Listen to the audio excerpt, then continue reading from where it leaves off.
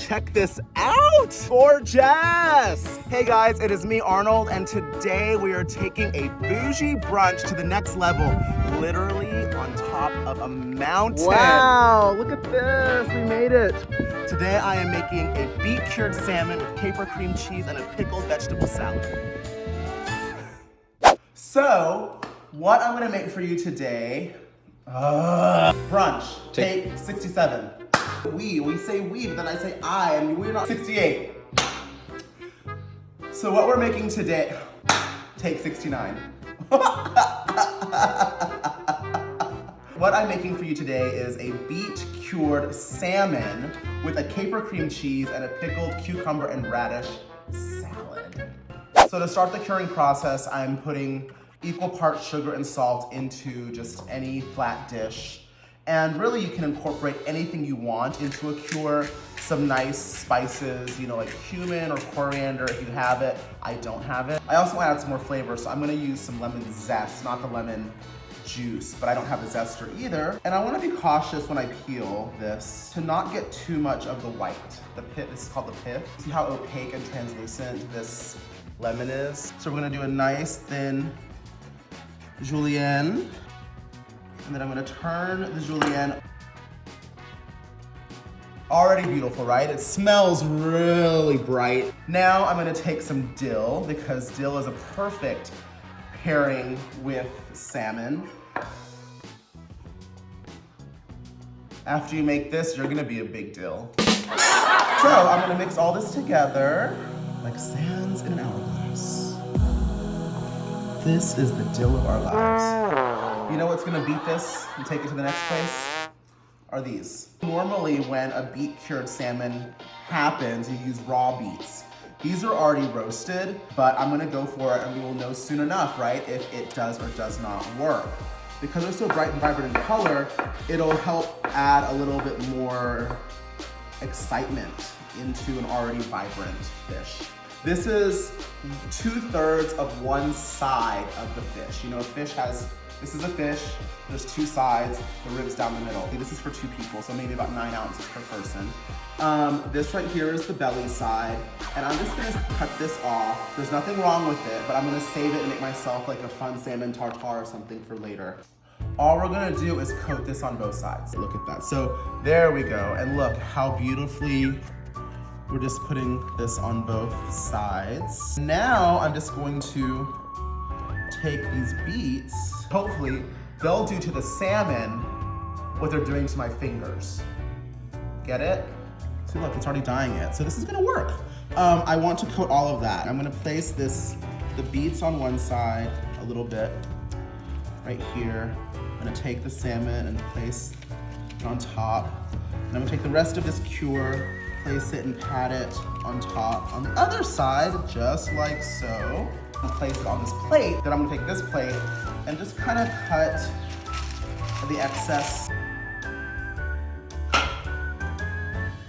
Just like that. What this weight is gonna do, it's gonna help push the salt, sugar, and beet mixture into the fish and also press out some excess liquid from the fish. So I'm just gonna put this in the fridge and let it cure for 2 days. I have for you capers that's gonna go into this cream cheese. Now I'm gonna add a little bit more dill into the mixing bowl as well. Easy. Cracked pepper, easy. Cream cheese at room temperature. I'm just kind of mashing all of this together. I'm scaling back our diet to just 1 block of cream cheese per meal. Grab a container that is hiking safe. So I have some thinly sliced onions here. All you need is acid, salt, and sugar. But if you have other things, go ahead. Peppercorns, if you have some cumin, if you have some coriander, if you have a little cinnamon stick. I'm gonna add a little bit more of this dill because who knows when I'm gonna see any more dill again. I love these Persian cucumbers because 1, they're not as large, there's no seeds, and they tend to pick up pickling very well without losing their crunch. I'm gonna go ahead and sprinkle some salt. I'm gonna add a little bit of cracked pepper into this as well. And I'm gonna sprinkle some sugar. Obviously, these recipes are very precise. Then I'm gonna take a very overlooked ingredient in the kitchen or at the grocery store, and that is the beautiful spicy radish with Ah, I got it in my titty! It was so rad-ish. I'm just gonna cut them a little rough and big like this. How pretty already, right? How fun. Rice vinegar, distilled vinegar, apple cider vinegar, white wine vinegar, white balsamic vinegar, any vinegar will work. Champagne vinegar. And I'm just gonna drizzle this vinegar. The salt is going to pull out some of the flavor from the onions, which is gonna make it juice a little bit as well. So really, ideally, what should happen here is this juice should double, and it's gonna be enough to lightly pickle this salad. Shaky, shaky, up and down, and into the fridge it goes. All we have to do now is just wait to eat it. So I will see you in a couple of days. Look at that dude up there. I don't know what the hell he's doing. Step outside! The sticks for six string ink are on plant are just down. Are we really starting? Okay, well, Buenos I did dias. not comb my hair today. What? It looks great. So, good morning. You look like a Muppet. Ooh, which Muppet are you? Which would you be like? Me, I'm the weird, that blue eagle thing.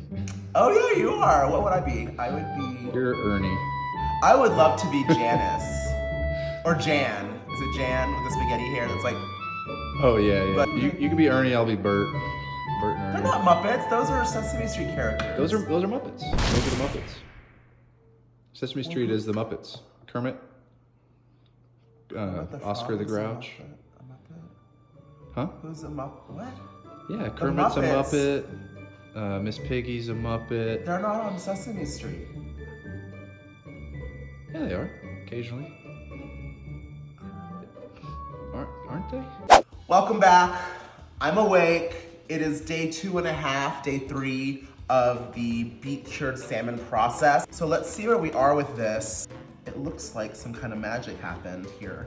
So after you cure, even if you don't use the beets, you're gonna wanna scrape it all off, but you don't want to rinse it. Is that gorgeous? Is that not kind of a stunner, right, already? Like candy. It feels kind of tough, like jerkies. I know the curing worked. And basically, I'm just going to wipe away any excess of the beets and the curing. Let's cut this and see, should we? So, the texture feels right. Pretty. You can see where the beet has really dyed the exterior flesh of this salmon. And you can see how the salmon itself is still orange in the middle. It's like stained glass, right?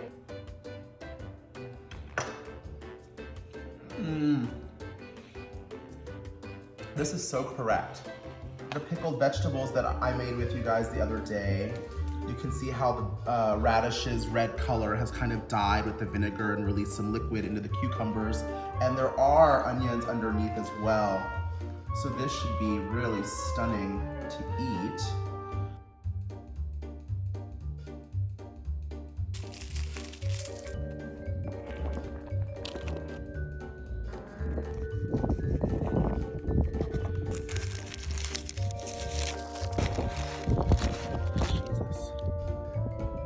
Woo! This is so beautiful today. Look at the colors. Oh my God.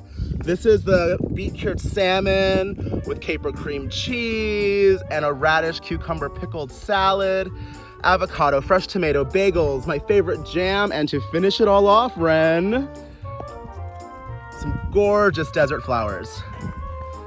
Yay! Now, I'm not here to tell you how to live your best bagel life, but this one's pretty major. Oh my God. Let's look at Ren's. How did you bagel yours? Ah, this is it. Cheers, brunch, buddy. Yes, sir. So you guys, ever since we've been here, I've been wanting to do this, and I'm so glad I got to pull it off with you in making this bougie bagel mountaintop brunch out here in the desert. I hope I inspired you in some way to get out of the monotony of your kitchen and go outside, go under a tree, have a picnic in your living room, live it up, embrace what our reality is right now, and just have a really good time connecting with food and making memories. So happy trails to you, and see you soon. and happy brunching. California quarantine.